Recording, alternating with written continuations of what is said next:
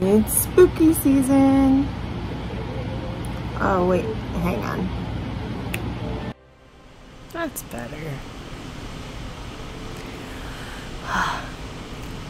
This was such a quick look and I just love it so much. I just did like it felt like 100 TikToks and I just wanted to do so many more. But it's time to talk about spooky movies. Are we excited? I'm excited. So, it is 2022's Halloween movie list. And I just put it together on a whim because I wasn't sure if I was going to do it this year. And here we are. Look at me. I got a background. I got an outfit. And these glasses suit the look better, but they have a big glare. They're a little tight. And these are more fun. So let's use these. I still have a big glare. My light, it's inevitable with my house lights the way they are. Alright.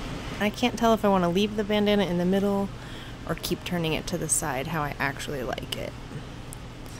Let's see if we can get it to stay there this time.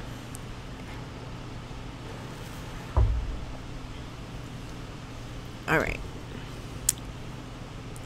Let's just get right into the movies. The most important part. I got my list. I remembered to write down the years. I have a few tidbits, not too many. And I went back and watched last year's video. So I wouldn't do any repeats. So that video's up on my page. Pretty easy to find. I don't do too many yet. Anyway, so last year's list it's still up there. I did better than I thought. I guess I've worked on the inner critic a little bit this past year. So I went back and I watched last year's video, so I didn't do any repeats. And I liked my categories last year, so I kept them. And it helped me pick new movies. So we're going to keep it. We're going to keep these categories for the Halloween ones at least. And here we go. We're going to start with the kid movies in order of age appropriateness. So super little to all the way to teens who don't like horror and then teens that like horror. Our first category is Hoot and Good Family Fun. And we're going to go in age range from youngest to up.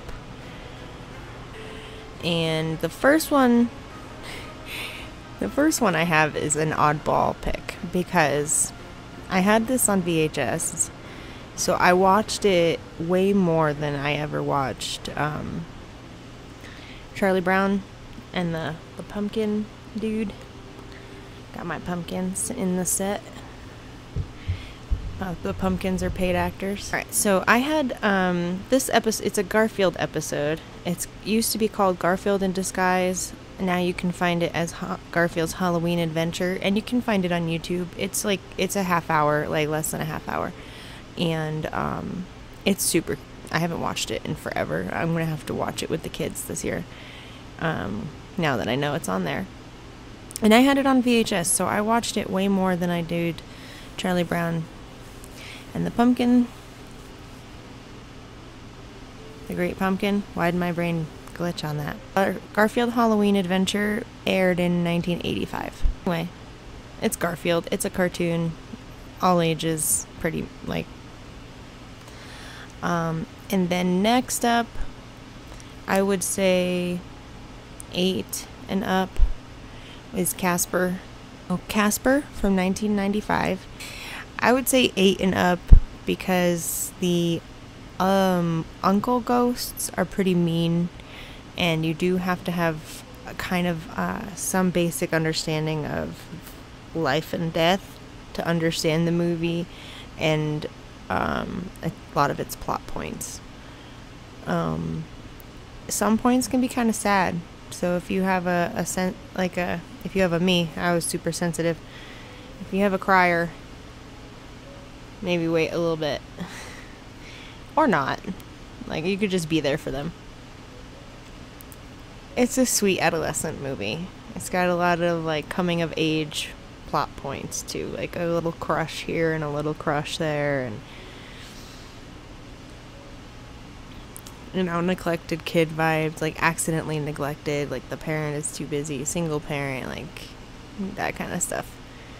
But yeah, good movie. Then moving on to older kids, this one gets spooky. So I would say 10 and up. Use your better judgment. If you've seen the movie, you would know why. It is Monster House from 2006. Monster House, 2006. It is definitely spooky. I don't know, is the animation style pretty creepy in itself, but yeah, maybe definitely like 11, 12 up, because the themes in the movie also are pretty heavy. But it's also like coming of age things, like like the kid's voice is cracking, and his parents keep telling him to grow up, and his babysitter keeps telling him to grow up, and the end of the movie, it doesn't spoil anything, but it's basically like, no, enjoy it while you can. Yeah, when you're a kid, enjoy it while you can. But it is scary. The house is a monster. That's a spoiler. But I think you need it for your better judgments. Moving right along to teens who aren't too into horror, but need something to watch this time of year. So the live action Scooby-Doo movie from 2002.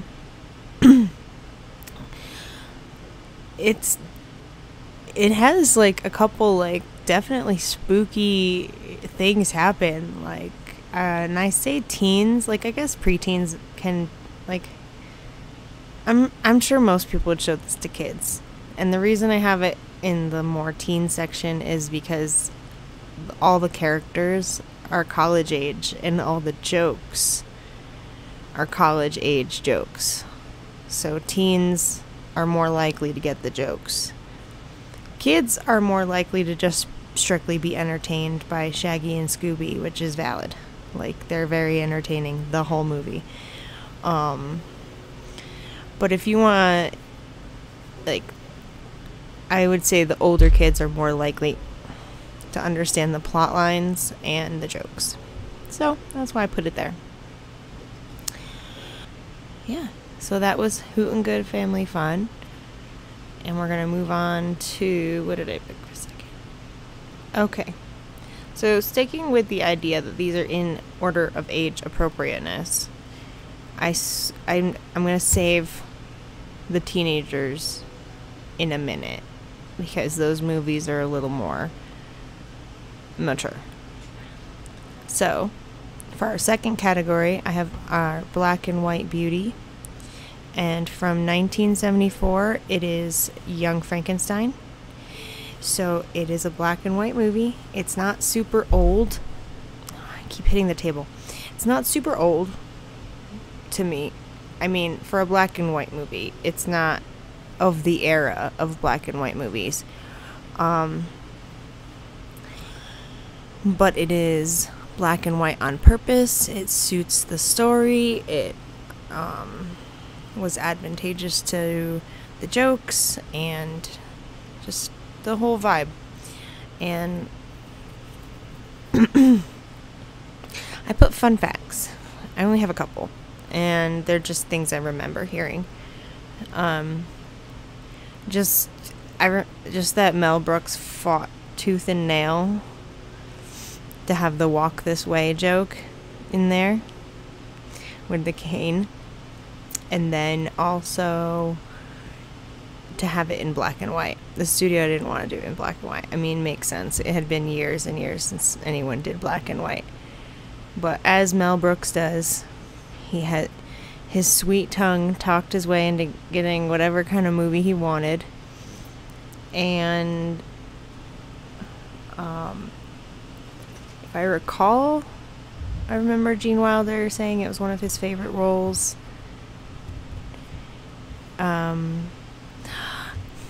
The part the studio really, really didn't want in there, like it almost cost him the movie, was the dance number.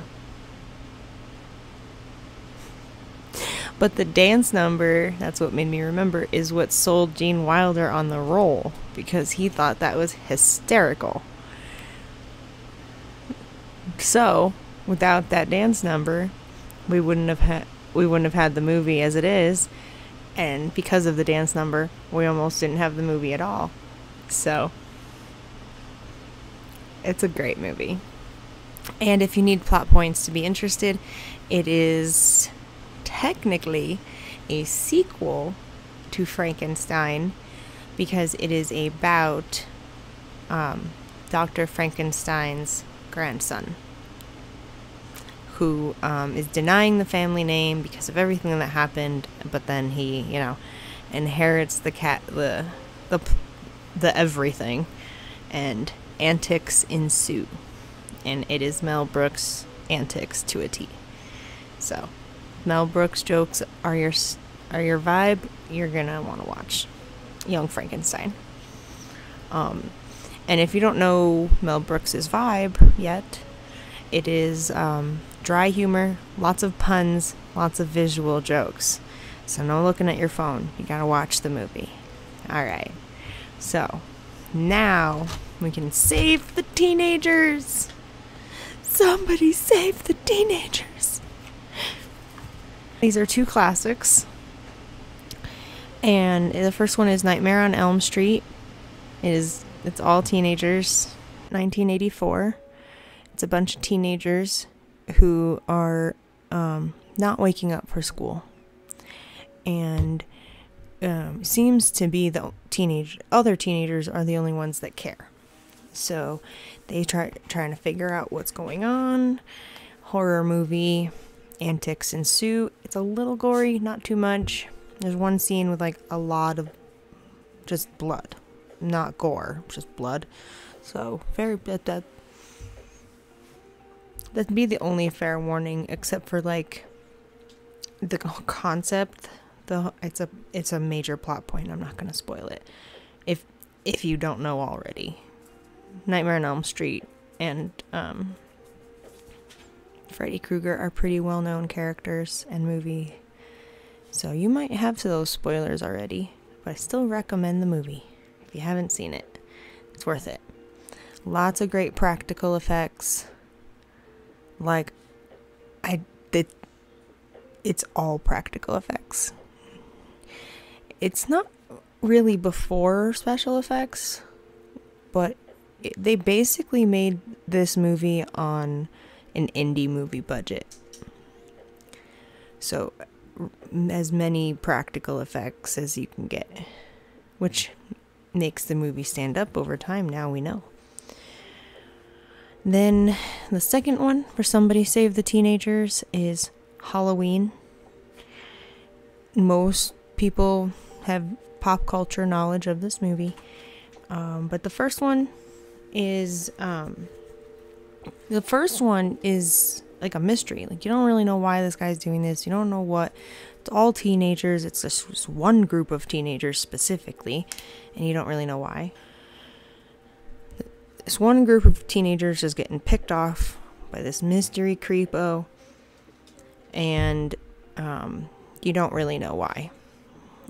You get a little bit of the history towards the end, but it really leads into the whole series of... I gotta stop fidgeting with this thing. It really just leads into the whole series of movies, which it wasn't intended to originally. Originally, it was just supposed to be a standalone flick. Here's your honorary spooky movie of the year. Studio people, get off my back kind of movie. And then it just snowballed. As good horror movies do. Okay. Next. Haha. We have Laugh in the Face of Death. Last year, I did a horror movie that was also a comedy. This year, it's a comedy that's also kind of a horror movie, if you've never seen what it's spoofing. Scary Movie from 2000. I'm just going to say the Wayans brothers do good writing. So even though it's like, it's a spoof movie, and it spoofs two movies specifically, but it's such a good mashup of that and of the genre. You don't quite know what's going to happen or how, and that's what makes it good. And the jokes are outrageous. So it's kind of slapstick. It's definitely corny. But it's so funny. And if you've ever seen Scream or I Know What You Did Last Summer, then you would enjoy it. If you don't like spoilers, I would also recommend watching those two movies specifically before watching Scary Movie, because it gives spoilers. Lots of spoilers. That was Laugh in the Face of Death. And, sorry. Something I took note of when I was watching myself in last year's video is I started rushing at one point because of anxiety. And I just noticed myself doing it again, so I want to take a break. Take a coffee break. It's nice to be doing this again. We'll do life update next video. This was supposed to be just movies. I am enjoying this look very thoroughly. And I have a background. Look at my background. Underrated righteous horror. I was good at categories last year. I'll give myself that. That's for sure. For underrated righteous horror, I have The Haunting from 1999. Now, okay. So many people say this movie isn't scary. Why is it in the horror section? Because it's a haunted house. What other movie category would it be in? And it's creepy. It might not be scary, but it is creepy. It's creepy. And you never know where the story's going. The story takes all kinds of zigzags. So it keeps you on your toes. The practical effects mesh so good with the digital effects that it is near seamless. You don't lose your flow. Keeps you engaged. The sets are insane.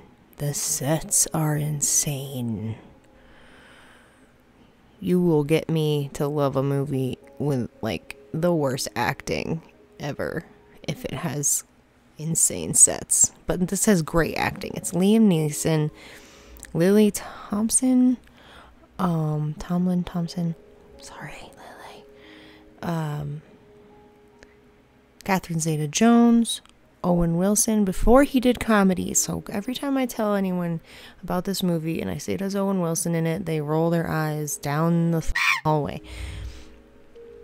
But it was before he did comedies. And it is so good. It is... I'm going to say it's inspired by the original Haunting of Hill House because the story is different, and that's what a lot of people complain about. But the name is The Haunting, period. Like, that's it. Just The Haunting. And then a few years later, someone really did make a strict remake of The Haunting of Hill House. So I really just prefer to have in my brain, and I would like others think how you want to, but I just would prefer you just think of it as its own movie. If you're into queer awakenings, you're gonna like this movie too, because Catherine Zeta-Jones's character is, she's bi, but she's like loud about it in like an awesome way. She's always on about it, and she has very, very nice knee-high boots. Okay, let's just say her outfit when we first meet her is just late 90s fashion. Beautiful. That and her energy just carries throughout the whole movie, and I think really if she hadn't played that character the same way, it really wouldn't be as good of a movie as it is. But our main character is actually Lily Thompson's character, and I'm not going to give anything about that away. But yeah, Liam Neeson plays the like doctor doing an experiment character, haunting type. It's a trope, but that was the part that made it similar to the older movie. But I think now we can just say it's a trope, and leave it at that. Yeah, very good movie. That and it's an underrated righteous horror category because a lot of people don't look at it as a quality movie, let alone a quality horror movie, and I think it's both. Take that for what you will. Next, we have Gory Glory, and I almost didn't have a movie for this category. It's Trick or Treat from 2007, and it's gory. Then again, like I keep having to remind myself that my opinion of horror movies is skewed, and I can say something's not that scary and someone else will be really mad at me, and that has happened. But also saying that, because that had happened young a few times, like I freaked friends away, I started like loudly proclaiming that I didn't like horror movies, even though people kept telling me, like, they're like, that's a horror movie, and I'm like, no, because I thought horror meant gore. So I didn't watch anything gory for like a really long time because I knew I was gonna love it, and I don't want to lie to somebody when they say, what's your favorite horror movie? And then I'm gonna be like, this outrageous movie. So I actually haven't seen too many of the actual classic horror movies that most people watch, which leaves me with not very many things to watch this time of year because I almost strictly watch reaction videos now, and they're all watching stuff I can't watch. And like by the 10th video of someone watching Scream in the same day, I do get tired of it eventually. So hence the new reaction channel needs to actually get dedicated time, because I have a lot of movies to catch up on, especially horror movies. Yeah, anyway, so Gory Glory, Trick or Treat, I put Sam's origin. I forgot to look it up to make sure I was correct, but from my memory, our actual main character, Sam, represents the spirit of Halloween. You catch on to that pretty quick. It's not really a spoiler. He represents the spirit of Halloween, and from my recollection, his character first came from like this B horror movie in either the 80s or the 90s, and then eventually someone made a graphic novel of his character, and then that's where Trick or Treat comes in. And you can tell that it's inspired by a graphic novel. Not only is it pretty graphic, but we have, kind of like in Sin City, we have still shots sometimes that flash really quick of what looks like a page from a graphic novel. By all means, let me know if I'm wrong or if I'm missing something, because I love Sam and I fully intend just my own brain. I fully intend just for my own brain to look up his entire actual storyline. Just for me. Because I love Sam. I love Sam so much. Like so much. And someone, oh my god, like 2 people on my TikTok friends have custom plushies of Sam, and they make me squeal, and I want one. They're so cute. He's vicious, though, don't get me wrong. There's a reason this movie is in gory glory. That's not a spoiler either. It's like the first 5 seconds. He represents the spirit of Halloween. Just don't blow out your jack-o'-lantern before midnight, you crazy person. Why would you do that? It's a great movie. Not a lot of people can follow the storyline, though, because there isn't one. It's a bunch of little storylines that almost connect. Kind of connect. They're a little bit interwoven. They're adjacent to each other.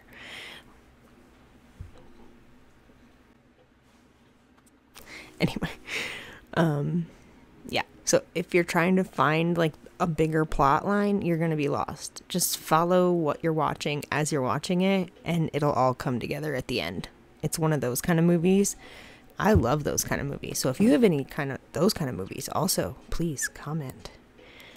I'm looking for engagement, but I also like my questions are genuine and I never get answers. Somebody comment things, please. Oh, we're down to our last category. Sad. Our last category is a flavor that lasts. So, this category is strictly for miniseries. The flavor that lasts this year, it's another Stephen King pick, because of course it is The Shining miniseries from 1997. Hear me out. Disclaimer, I've never actually seen it except when it aired, because I remember watching it live on TV because my mom liked The Shining. I can't remember if she actually liked it or not. But we were the ones that watched it. We liked miniseries, and we liked Stephen King miniseries because they were really interesting. So, and I'm 90% sure she had read the book at some point. And I mean, she went to see The Exorcist in the theater, so I'm pretty sure we just watched it because she wanted to. But so, what was I, 11? Okay. I was already aware of the movie, so I purposefully didn't absorb very much when I watched the miniseries on TV, because I already had that thing where I was like, I need to watch the original. Little did I know, and then I found out later that Stephen King basically commissioned this miniseries. He would never, I don't think he'd phrase it that way, but I very distinctly remember an interview with him where he wanted to do the miniseries of The Shining because there were things in the movie that Kubrick did that either didn't fit with the book or weren't in the book, twisted something that was in the book. So Stephen King actually hated, I don't know if he still does, but at the time of the interview I'm thinking of, he hated the Kubrick movie that came out in the 70s with Stephen King. with Jack Nicholson. Yeah, Stephen King did not approve. Not approved. So he really wanted, once he got CBS to like, I don't know, maybe this was the first one. I don't think it was. Him and CBS, or was it CBS or NBC? This is why I was supposed to look things up first. I'm sure on the screen I've been correcting myself. The TV network, Stephen King ended up being like hand in hand with for a while. He did this with them to correct the things he didn't like about the movie, and thus I am recommending it. Now, for that reason, a lot of people don't like it because it's not the same. There are things that are different than the movie.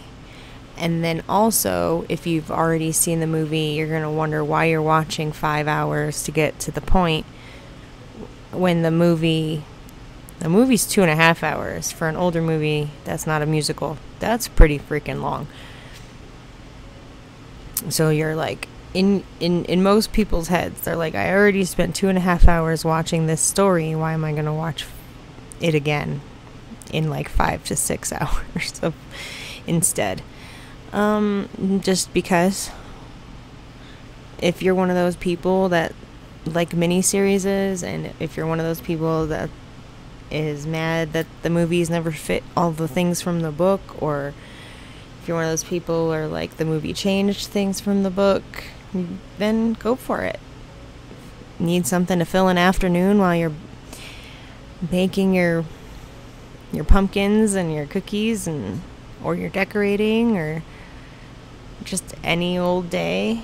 Like, I used to put on miniseries for cleaning day.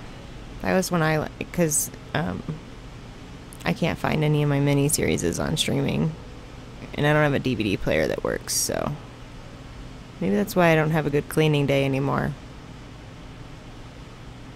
Have you noticed this eyebrow has been like living in the hat this whole video? I don't know why. But yeah, those are our Halloween movie picks for 2022. Surprise! I didn't even know I was gonna be able to do one of these this year. I thought I was gonna have to be like, sorry guys, not this year. But here we are, and we did it. I got through the whole thing. Oh, that's lovely. That is lovely. I needed that. I really hope the heater didn't mess with the audio too much, but that's why we have this fancy microphone. The heater keeps coming on because we are supposed to get snow in New Mexico tonight. Yes, that is all I have to say about that. It's supposed to snow tonight. It is October 25th in the desert, and we're gonna get snow. Especially probably at my house, because we're pretty close to the mountain. So we're probably gonna get some of the snow if it snows. Anyway, have a lovely Halloween, even if you're staying in, because we're staying in. We're having a family party. Maybe. I hope. That's the idea. I'm really hoping to get to watch Hocus Pocus 2 this week. I haven't even watched the trailer yet. Like, I just didn't want to without recording it. So, hopefully that'll be this week. And yeah. Have a spooky one. A safe spooky one. Thanks for being here. I don't want to go. This was fun. Find something you enjoy. Even if no one enjoys it with you. I lived there too long. I think I'm done. I'm ready to live. Look at me living. I'm all colorful and shit. Oh, look at that. When it turns this way, it looks kind of like an ascot. I should have had it like that. No, I don't like it. It's too bulky, but it's pretty. I still kind of like it. What do you think? Ooh, maybe one. Oh, this makes me want to do like one more TikTok. I already have like. I literally, I think, put at least 6 in the drafts.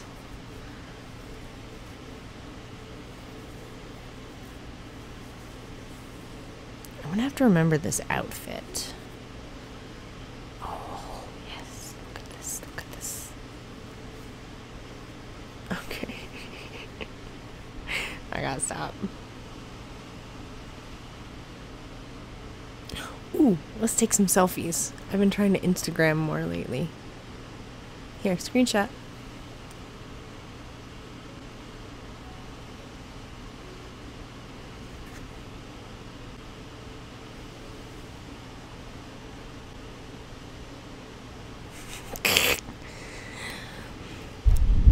Goodbye.